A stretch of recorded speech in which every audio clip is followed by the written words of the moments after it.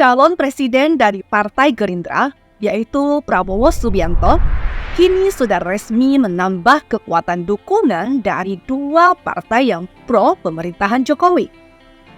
Partai Golkar dan PAN telah resmi mendeklarasikan dukungan mereka kepada Prabowo Subianto sebagai calon presiden untuk Pilpres 2024.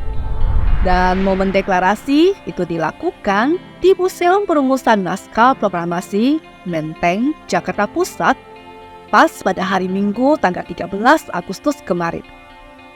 Koalisi pra-Pilpres kini sudah mengerucut menjadi 3 poros, yaitu koalisi dari PDI Perjuangan yang mengusung Ganjar Pranowo, Koalisi Perubahan untuk Persatuan atau KPP yang mengusung Anies Baswedan, dan Koalisi Kebangkitan Indonesia Raya yang mengusung Prabowo Subianto. Deklarasi dukungan dari Golkar dan PAN kepada Prabowo ini terkesan agak mendadak dan buru-buru. Keputusan Munas Golkar 4 tahun yang lalu sudah mengamanatkan Ketua Umumnya Erlangga Hartarto untuk maju sebagai capres atau cawapres untuk Pilpres 2024. Dan sampai kini, belum pernah ada rapat besar di internal partai yang mengubah keputusan Munas 4 tahun yang lalu. Namun tiba-tiba, Golkar sudah memutuskan untuk mendeklarasikan Prabowo sebagai calon presiden. Begitu juga dengan PAN yang pada saat Rakornas di bulan Februari kemarin sudah mengisyaratkan dukungan kepada Ganjar Pranowo dan Erick Thohir untuk Pilpres 2024. Tapi yang namanya politik adalah the art of possibility. Segala kemungkinan bisa saja terjadi. Pihak yang paling diuntungkan dari deklarasi yang terkesan buru-buru dan mendadak ini adalah Partai Gerindra. Karena ada kesan bahwa Prabowo telah mendapatkan kepercayaan dan dukungan politik yang berlimpah dari berbagai partai politik yang pro pemerintahan Jokowi, dibandingkan rivalnya Ganjar Pranowo dan Anies Baswedan. Jika ada pihak yang diuntungkan, maka tentu ada pihak yang dirugikan pula. Menurut saya, di sini pihak yang dirugikan adalah partai politik yang tak bisa memajukan jagoan mereka sebagai cawapresnya Prabowo Subianto. Karena jika mereka tidak berhasil mengincar posisi cawapres, maka perolehan suara pileknya tidak akan naik secara signifikan. Maka disinilah ujian dukungan politik yang sesungguhnya tentang siapa yang akan terpilih menjadi pendamping Prabowo nantinya. Bisa saja merapatnya PAN dan Golkar ke poros Gerindra karena memang kedua partai ini sudah membawa proposal politik sebagai syarat koalisi. Proposal dari Golkar bisa saja mensyaratkan Erlangga sebagai pendamping Prabowo seperti hasil Munas Golkar 4 tahun yang lalu. Sekalipun sudah ada deklarasi dukungan dari Golkar dan PAN terhadap Prabowo, namun itu baru separuh perjalanan menuju koalisi yang permanen. Peta politik masih sangat dinamis. Apapun bisa saja terjadi sebelum ada pendaftaran resmi siapa capres dan cawapresnya di KPU.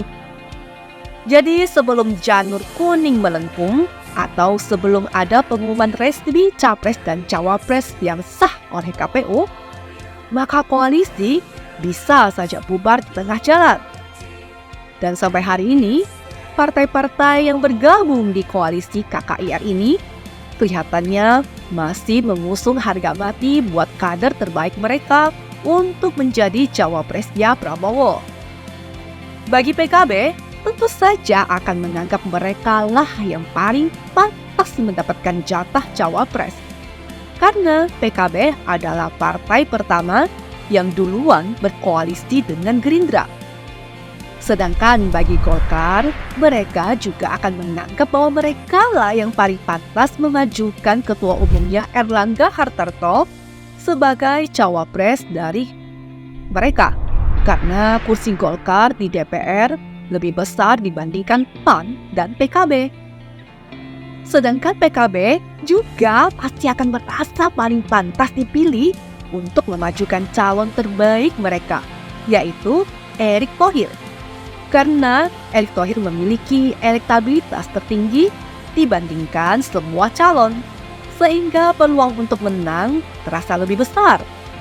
Nah, disinilah kerumitan-kerumitan yang akan dihadapi dalam koalisi besar KKIR. Sekalipun sudah ada dukungan politik dari banyak partai, namun tak ada jaminan koalisi akan bertahan sampai 2024.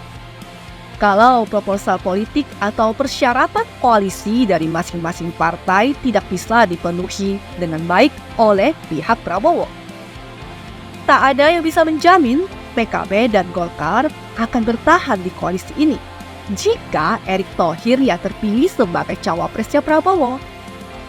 Juga tidak ada yang menjamin jika Golkar dan PAN akan tetap berada di dalam koalisi ini jika Caimin yang dipilih menjadi pendamping Prabowo. Begitu pula halnya jika Erlangga Hartarto yang dipilih sebagai cawapresnya Prabowo.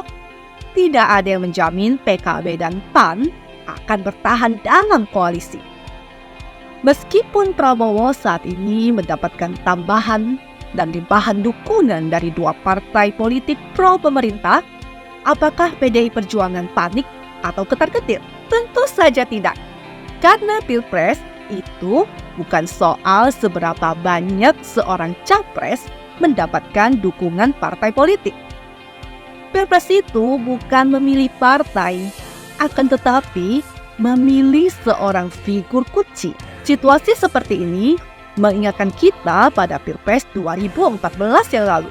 Bergabungnya banyak partai dalam sebuah koalisi besar seolah-olah mengeroyok PDI Perjuangan dalam pagelaran Pilpres sudah pernah terjadi 10 tahun yang lalu. Saat itu, Jokowi pertama kali diusung PDI Perjuangan untuk maju sebagai presiden. Dan saat itu, Golkar dan PAN juga tidak mengusung Jokowi dan menyatakan dukungan mereka ke siapa? Ya ke Prabowo. Wajar saja sih, karena waktu itu tidak ada incumbent atau calon petahana. Jokowi hanyalah seorang gubernur DKI Jakarta pada masa itu. Maka banyak partai-partai tidak mendukungnya karena memang di-underestimate atau diragukan kemampuannya. Jadi, situasi yang sama kini terulang lagi di Pilpres 2024 ini. Ini kan seperti deja vu.